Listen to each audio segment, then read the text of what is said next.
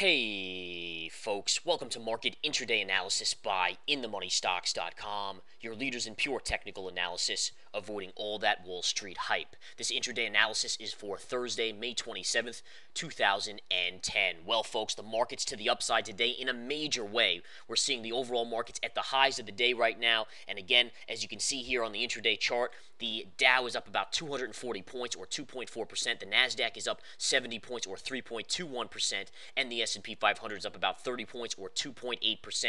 Huge gains across the board after a major sell-off late in the day yesterday to close these markets near the lows of the day. Now, what's causing this massive rally in the markets today? Bottom line, take a look at the euro, folks. Huge gain on the euro today. The rising euro is rallying the markets, and again, we know that from past history. If you've listened to these videos, you know that a rise or a move up in the euro and a drop in the dollar is extremely bullish for stocks. Take a look at the dollar today, getting hammered down 31 cents on the UUP. That is one of the biggest drops we've seen in a long time on the UUP. Let's flip up the daily chart. Look at the size of this candle to the downside. And again, what a drop here after a beautiful little double top on the daily chart the last 2 days. So again, drop in the dollar, rally in the euro. That's catalyst. That's a major catalyst for a rise in oil. Let's take a look at the USO today. Look at this thing.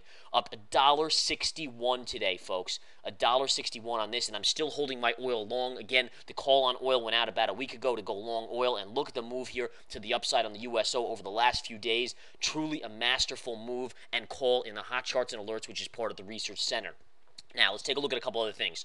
Go back to the SPY here intraday, which mirrors the S&P 500. You can see initially we gapped higher today right into this little bit of resistance. Note this little bit of pivot high from yesterday afternoon before the massive rollover. After that, we touched the green line, which happens to be the double top from yesterday's high as well, but never could close above that for the first few candles. Finally, you got a nice little tail to the bottom side here that could be noted as a little bit of a bottoming tail intraday. The market surged off of that, going through the green line this time. Then again, once you get above it, you start to consolidate. Look at this beautiful consolidation going on here across the board, basically above this trend line. Why was this trend line, green line, so big? Well, not only was it yesterday's pivot top, but if you scan back and shrink the charts back, look at this line. Literally days and days ago, you could not get above this green line. What that tells you is that once you do get above it, the markets could really catapult to the upside in a major way. And look at what happened today. You got above it, consolidated, and then have roared to the upside here on the markets in a major way. Now, the next level of resistance is right here around 110.35, 110.40. We've basically got underneath that. You got to 110.27, and again, that's about 7-8 cents away from that masterful pivot area where you're going to have major resistance. And again, it's called an in-spirit of hit. But either way, folks, this is a big move today, and even bigger based on the sell-off late in the day. It's kind of putting a stomp down on that sell-off, and all the bears that jumped on board yesterday on the negativity there on the late day sell-off just got stomped out today to the upside. And again, whether or not the markets continue to the upside, which again, they may or may not, we'll discuss that in the nightly video and give you our projections tonight in the research center. But overall, you have to look at this as a slight positive for the markets, especially going into Friday tomorrow and then a holiday weekend, guys. That is big. That is extremely big for the holiday weekend coming up. And again, we'll discuss it over the next course of the next few days to make sure you know how to play this on the long side and the short side, what to buy, what to sell, and so forth. All right? Now, a couple other things to go over here.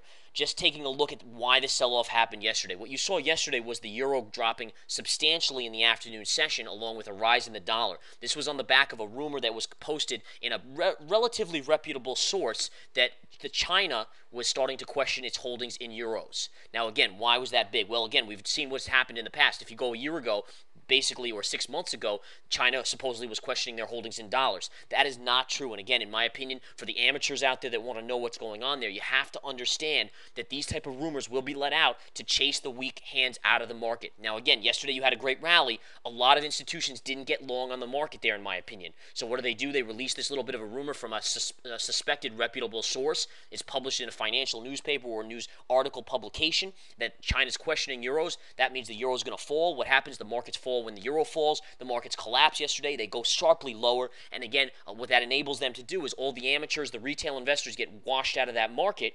And then ultimately, the institutions can be down there that know the truth and accumulate. And guess who's making a ton of money today on the upside? I mean, you basically are up 3% across the board, 3% gains from all the accumulation that was done down here on heavy volume towards the end of the day. And a lot of you may say, well, that sounds far-fetched. It's not, folks. I'll be straight up with you. It happens. Be aware of it and get used to it.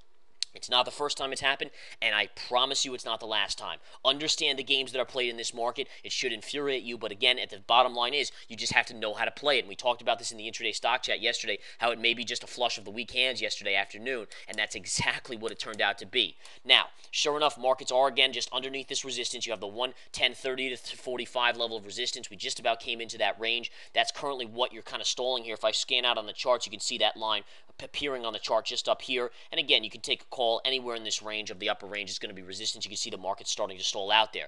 Again, SPY is up about $3 on the day. USO is having a huge day. GLD is up fractionally on the day. You might say, well, why isn't gold up more, or why isn't gold down? Essentially, you have the dollar down substantially, which pushes gold generally higher, but at the same time, there's a big reduction in fear, which was a big reason why gold was rallying. So fear gets taken out, but the dollar comes down. They negate each other, and that's why gold is essentially flat on the day today. All right, again, we talked about the euro, we talked about the dollar, we talked about gold now, and let's go over a couple key stocks. Big stocks today. Goldman Sachs is having a solid day, up $3.75, but the bigger stocks are the big names of the day. You have to look at ExxonMobil, $1.90 higher today. Chevron, CVX, up $2.38, big move there. These stocks are components of the Dow, and they're having huge moves today, and again, commodity stocks are a big portion of the Dow, and related commodity stocks are, and that again is going to drive these markets up, and they are having a huge rally on the back of the commodities. Now again, dollar dropping sharply, commodities are going to rally. You can look at stocks like potash as well. Look at potash, up $4.73, huge move there on the day, basically at the highs of the day. All right. Now, again, folks, be ready here over the next couple days. More trades to come. The profits have been mounting ridiculously for those of us in the research center and in the intraday stock chat. That will continue into next week. Again, we have a holiday weekend this weekend. Again, that will be used as a setup time to start laying the groundwork for lots of trades in the coming week, and to start us for next week, early next week, and into the Friday session of what to hold over the weekend. Be ready. Join the research center. Join the intraday stock chat. We'll see you then. Take care.